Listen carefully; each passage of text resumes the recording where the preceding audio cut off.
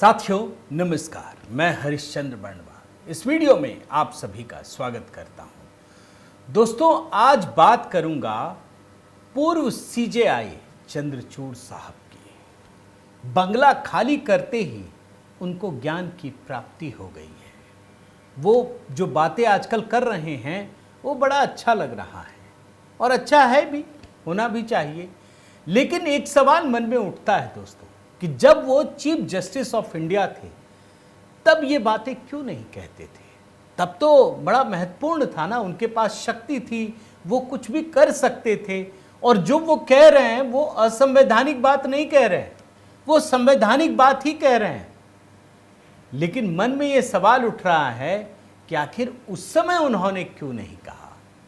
अब देखिए, chief justice of India रहते हुए उन्होंने बड़े अच्छे अच्छे फैसले दिए, लेकिन जैसे ही सीजेआई के पद से हटे, बंगले के मोह ने उन्हें ऐसा घेर लिया कि छोड़ ही नहीं रहे थे। हर बार 2 महीना 1 महीना बढ़ा लेते थे और आखिर में सुप्रीम कोर्ट तक को चिट्ठी लिखनी पड़ी। और जब उन्होंने बंगला खाली किया, ये करते करते भी बड़ी देर कर दी और उसके बाद उन्होंने कुछ ज्ञान दिए हैं। आज उसी की चर्चा करना चाहता हूं।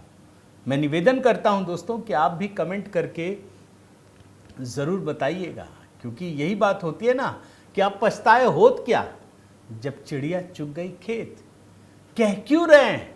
अब तो मन में सवाल उठता है कि कुछ मंशा तो नहीं है आपकी। तो आज यही दिखाने जा रहा हूं दोस्तों। और साथ ही आपसे एक निवेदन भी करता हूं कि HB मेलोडी, जहां हमने दोस्तों रक्षाबंधन का गीत अपलोड किया है, उसे अगर आपने नहीं देखा है तो ज़रूर देखिए, बताइए कैसा लगा। आप लोगों के लगातार कमेंट्स भी आ रहे हैं और दोस्तों निवेदन है कि अधिक से अधिक लोगों तक शेयर भी कीजिएगा, क्योंकि हमारी टीम जितनी मेहनत करती है उतना व्यूज़ इस गाने में तो नहीं आ पा रहा है। तो आप जब मदद करेंगे तो हमारी भी हौसला अफजाई होगी दोस्तों। तो ज़रूर HB मेलोडी में जुड़िए। आइए शुरू करते हैं दोस्तों। ये हेडलाइन पढ़िए जो मैं आपको दिखाना चाहता हूँ। ये देखिए, पूर्व सीजेआई बोले अब UCC लागू होना चाहिए। मन में बड़ा सवाल उठता है कि जब चीफ जस्टिस ऑफ इंडिया, और जानते हैं हाल के दशकों में सबसे अधिक समय तक रहे हैं, 2 साल, कभी एक बार तो ये शब्द बोल दिए होते। अब क्या कहा जरा सुनिए। 2 अगस्त की बात है। चंद्रचूड़ साहब ने कहा कि संविधान में समान नागरिक संहिता की इच्छा व्यक्त की गई है। संविधान के 75 साल बाद अब समय है कि इस लक्ष्य को हासिल किया जाए। उन्होंने ये भी कहा कि यह कदम देश की सभी जातियों, समुदायों और वर्गों को विश्वास में लेकर ही उठाया जाना चाहिए। और ये पूर्व चीफ जस्टिस ऑफ इंडिया कहां बोल रहे थे वो भी सुन लीजिए। कांग्रेस के सांसद शशि थरूर की एक नई किताब आवर लिविंग कॉन्स्टिट्यूशन, इसका विमोचन समारोह था, उसी में बोल रहे थे। और संविधान पर कथित खतरे, संवैधानिक संस्थाओं को लेकर जो विपक्ष की चिंता है उस पर भी उन्होंने बात की। और क्या कहा सुनिए, कोट अनकोट में, संविधान हमेशा के लिए है। पिछले 75 वर्षों में शासन, महामारी और आंतरिक बाहरी चुनौतियों के कई दौर आए, लेकिन संविधान ने देश को स्थिरता देने का काम किया। पूर्व सीजेआई दोस्तों DY चंद्रचूड़। मैं क्यों ये कहानी महत्वपूर्ण होती है, इस बात को समझिए, क्योंकि इनका बहुत लंबा कार्यकाल रहा है। इनके कार्यकाल में पहली बार यह एहसास हुआ कि जो विपक्ष है ना, वो सुप्रीम कोर्ट को एक कॉम्पिटिटर की तरह क्रिएट करके खड़ा करना चाहता था कि अब हम तो जीत सकते ही नहीं है चुनाव, तो सुप्रीम कोर्ट को विरोधी दल का नेता बता दो। और चंद्रचूड़ साहब को हर थंबनेल में बड़ा बड़ा फोटो लगा लगा करके बताते थे कि यही हराएंगे मोदी जी को। इसलिए उनकी याद करना, उनकी बात करना बड़ा ज़रूरी होता है दोस्तों। इन्होंने, चंद्रचूड़ साहब ने ये भी कहा कि आज की जो युवा पीढ़ी है उनके सामने यूनिफॉर्म सिविल कोड की चर्चा करना बड़ा ज़रूरी है। वही देश के भविष्य हैं। संविधान सिर्फ दस्तावेज नहीं बल्कि नागरिक के जीवन में बदलाव लाने वाली जीवंत ताकत है। अब जिस समान नागरिक संहिता यूनिफॉर्म सिविल कोड की बात कह रहे हैं, आखिर वो है क्या? तो दोस्तों, संविधान में ही इसकी चर्चा है। जो समान नागरिक संहिता है वो देश के सभी नागरिकों के लिए, चाहे उनका धर्म कुछ भी हो, उनकी जाति कुछ भी हो, पंथ कुछ भी हो, लिंग कुछ भी हो, सभी के लिए एक कानून होना चाहिए। इसमें विवाह, तलाक, उत्तराधिकार, गोद लेने जैसे मामले सभी शामिल हैं। और संविधान का जो भाग 4 है, नीति निर्देशक सिद्धांत, उसमें शामिल किया गया है दोस्तों अनुच्छेद 44।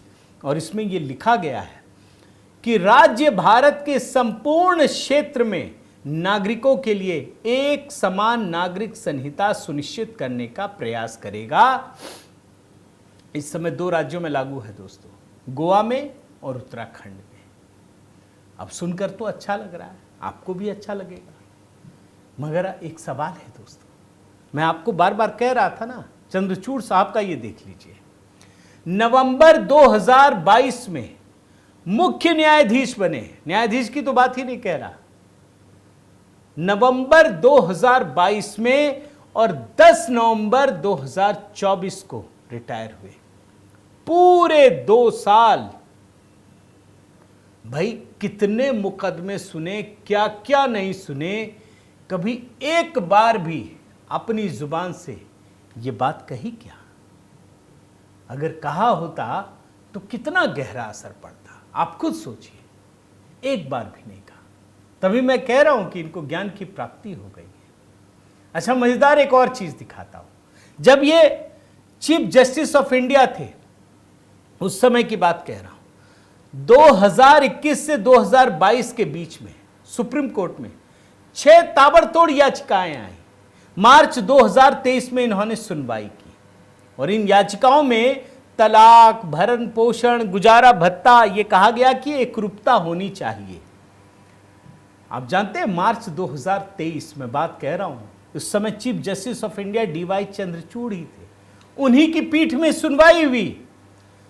चंद्रचूड़ साहब ने सभी याचिकाओं को खारिज करते हुए उसका निस्तारण कर दिया, सबको खत्म कर दिया। और इन्होंने क्या कहा खुद इस पीठ ने, कि इस तरह के सभी मामले संसद के अधिकार क्षेत्र में आते हैं। अब यह भी सुनकर के आपको अच्छा लगेगा, लेकिन भाई अगर संसद के अधिकार क्षेत्र में आते हैं तो फिर ये सुप्रीम कोर्ट कहां से कानून बना देता है? अब आप बोलेंगे कैसे, तो मैं आपको एक आध एग्जांपल ही देता हूं।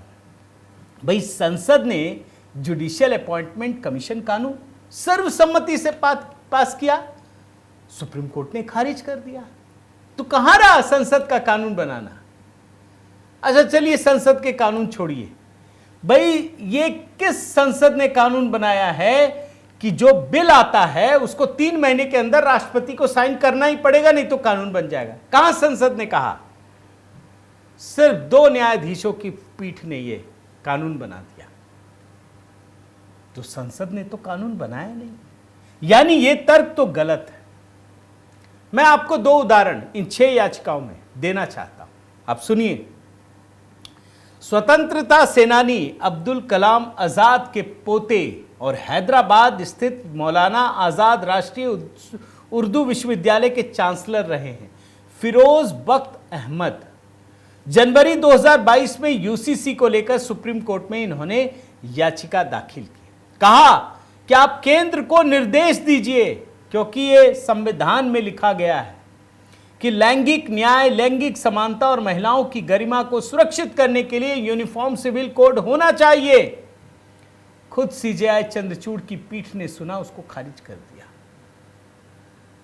फिर इसके बाद अश्विनी उपाध्याय, भूले नहीं होंगे, इसी यूनिफॉर्म सिविल कोड को लेकर दोस्तों पहुंचे सुप्रीम कोर्ट।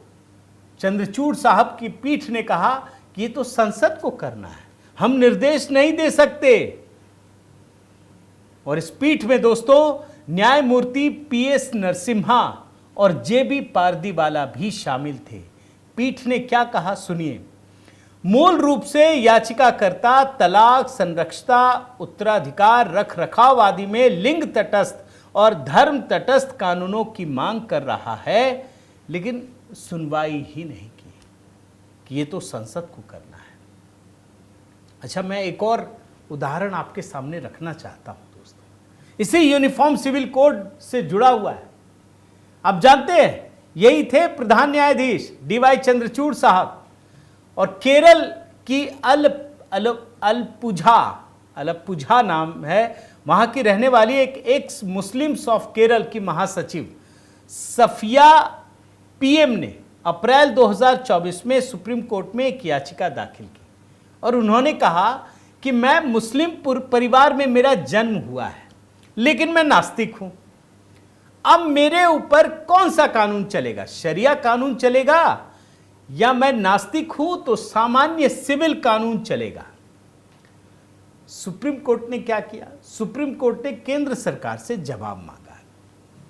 फिर अप्रैल में सुनवाई हुई। प्रधान न्यायाधीश यही डीवाई चंद्रचूड़ साहब थे, उनके साथ जेबी पारदीवाला और न्यायमूर्ति मनोज मिश्रा, इनकी पीठ थी। जानते हैं शुरुआत में क्या कहा? कि अदालत पर्सनल लॉ के मामले में यह घोषणा नहीं कर सकती है कि नास्तिक व्यक्ति भारतीय उत्तराधिकार अधिनियम द्वारा शासित होगा। और उस समय चंद्रचूड़ साहब ने जो कहा था दोस्तों, आपको याद दिला रहा हूं।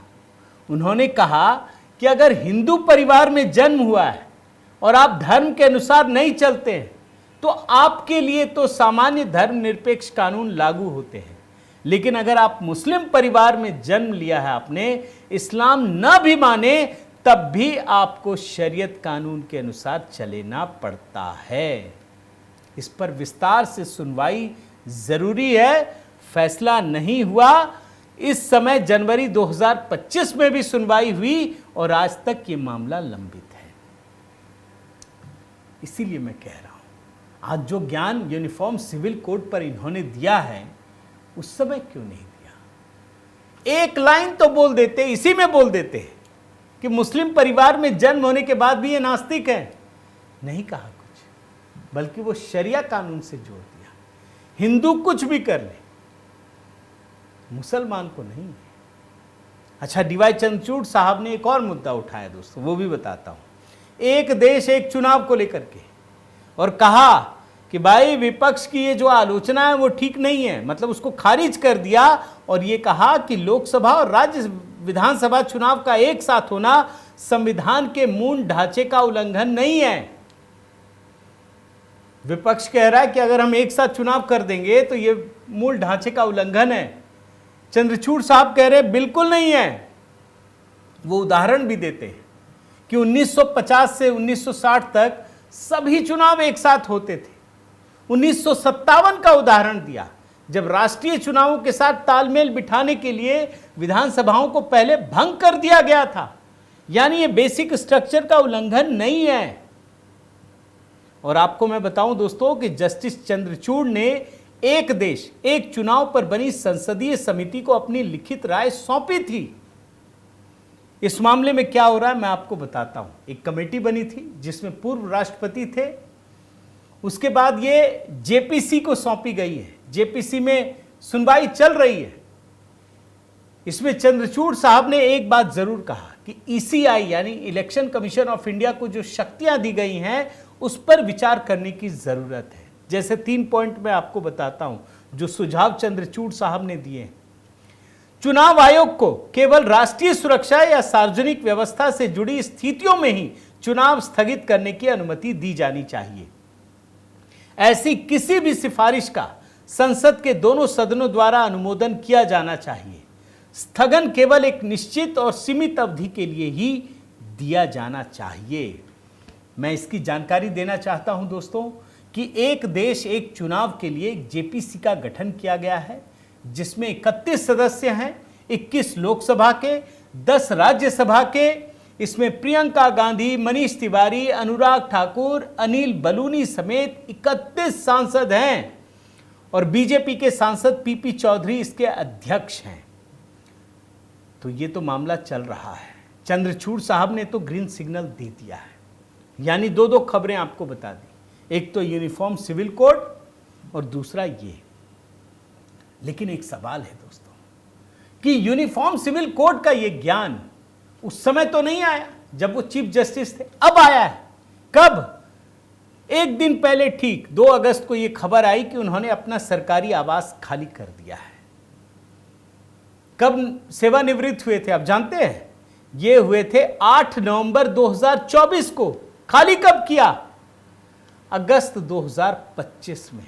आप सोचिए, 10 नवंबर 2024 को सेवानिवृत्त हुए और उस समय चीफ जस्टिस रहते इन्हें 5 कृष्ण मेनन मार्ग मिला था दोस्तों। टाइप 8 का बंगला है, शानदार बंगला है। जब रिटायर कर गए तो इनको खाली कर देना चाहिए था, खाली नहीं किया इन्होंने और लगातार आगे बढ़ाते रहे। 30 अप्रैल तक अनुमति मांगी, दे दिया गया। फिर इन्होंने कहा 31 मई तक रहना है, तब भी दे दिया, लेकिन इन्होंने खाली नहीं किया दोस्तों। और आखिरकार सुप्रीम कोर्ट को चिट्ठी लिखनी पड़ी 1 जुलाई को केंद्रीय आवास और शहरी मंत्रालय को कि भैया खाली कराओ। ये पूर्व सीजेआई साहब बंगले में टिके हुए छोड़ ही नहीं रहे हैं, कायदे से उसी दिन खाली कर देना चाहिए था, नहीं किया। 2 अगस्त को जाकर खबर आई है और अब पता चल रहा है दोस्तों कि वो सामान उमान ले जाकर के 3 मूर्ति मार्ग स्थित बंगले में शिफ्ट हो गए हैं। अब आप सोचिए, इनके बाद तो खन्ना साहब भी थे, उनको तो नहीं मिला चीफ जस्टिस ऑफ इंडिया का बंगला, हालांकि उन्होंने लिया भी नहीं। लेकिन BR गवई साहब, सिर्फ 6 महीने का कार्यकाल है, 14 मई से बने और इनका कार्यकाल 23 नवंबर, यानी अगर वो शिफ्ट भी कर जाए, थोड़ा साफ सफाई भी हो, उसमें भी 10, 15, 20 दिन लग जाएगा, तो सिर्फ 3 महीने के लिए रह पाएंगे। अब आप खुद सोचिए दोस्तों कि CJI चंद्रचूड़ साहब क्या कर रहे हैं। तो बंगला खाली करने के बाद ये सारा ज्ञान आया है। और एक और खबर मैं देख रहा था, आपको बता देता हूं कि CJI चंद्रचूड़ साहब ने मर्सिडीज खरीदी है, मर्सिडीज बेंज E220 कार खरीदी है। पैसा है, खरीद लीजिए। खबर ये नहीं है, खबर ये है दोस्तों कि सुप्रीम कोर्ट के एक अधिकारी ने दिल्ली परिवहन आयुक्त को पत्र लिख करके उनकी कार के लिए एक खास रजिस्ट्रेशन नंबर जल्द अलॉटमेंट करने की अपील की है। और डिप्टी रजिस्ट्रार यानी ट्रांसपोर्ट की ओर से 28 जुलाई 2025 को ये पत्र लिखा है। इनको VIP नंबर चाहिए। सोचिए, जब तक ये चीफ जस्टिस ऑफ इंडिया थे, कितना सारी बातें कहते थे, ज्ञान की बातें। हमें भी अच्छा लगता था, भाई संविधान के अनुसार बोलना ही चाहिए। लेकिन जैसे ही पद से हटे, इनको वो स्पेशल बंगला चाहिए था, बड़ी गाड़ी मर्सिडीज बेंच, चलो अच्छा है, पैसे होंगे लेकिन स्पेशल नंबर चाहिए इनको। ये सारी चीजें मन में कई सवाल खड़े करती हैं दोस्तों, और इसीलिए इस स्टोरी की बड़ी अहमियत है। आपकी क्या राय है, जरूर कमेंट करके बताइएगा दोस्तों। आपसे निवेदन करता हूं कि अगर आपने चैनल सब्सक्राइब नहीं किया है तो ज़रूर कीजिए, लाइक कीजिए, बेल आइकन दबाइए। और हाँ दोस्तों, HB मेलोडी वहाँ रक्षाबंधन पर एक बहुत ही स्पेशल गीत अपलोड किया है, ज़रूर देखिएगा, अन्य लोगों से भी साझा कीजिएगा। बहुत बहुत धन्यवाद। जय सिया राम।